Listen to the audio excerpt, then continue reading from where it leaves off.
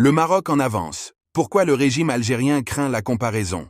Le Maroc, avec des moyens financiers bien plus modestes que ceux de l'Algérie, a réussi à prendre une longueur d'avance significative sur son voisin. De l'infrastructure moderne au succès sportif international, le royaume chérifien se distingue.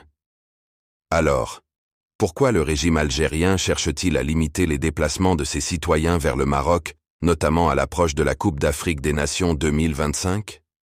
Cette situation soulève des questions sur la gestion interne algérienne et la volonté de maintenir une marocophobie de plus en plus visible. Malgré des ressources naturelles 10 fois supérieures à celles du Maroc, l'Algérie peine à suivre le rythme imposé par son voisin en matière de développement.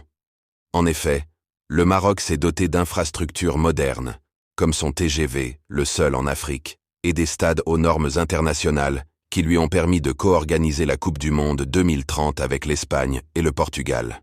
Ces succès concrets contrastent avec les discours propagandistes algériens qui tentent de minimiser ces réalisations. Les généraux algériens, véritables dirigeants de l'ombre, ressentent une pression croissante face à l'attrait que représente le Maroc pour leur propre population. En imposant des visas aux Marocains souhaitant se rendre en Algérie, ils espèrent que le royaume adoptera la réciprocité. Cependant, si le Maroc refuse cette mesure, il pourrait accentuer l'humiliation ressentie par les dirigeants algériens, incapables de contenir le désir de leurs citoyens de découvrir un pays en plein essor. En somme, la comparaison entre les deux pays ne joue pas en faveur de l'Algérie, malgré ses vastes ressources. La tentation pour le régime algérien de limiter l'accès au Maroc montre une peur grandissante de la vérité. La question qui reste est: combien de temps encore les dirigeants algériens pourront-ils contenir ce désir de changement face à une telle avance marocaine?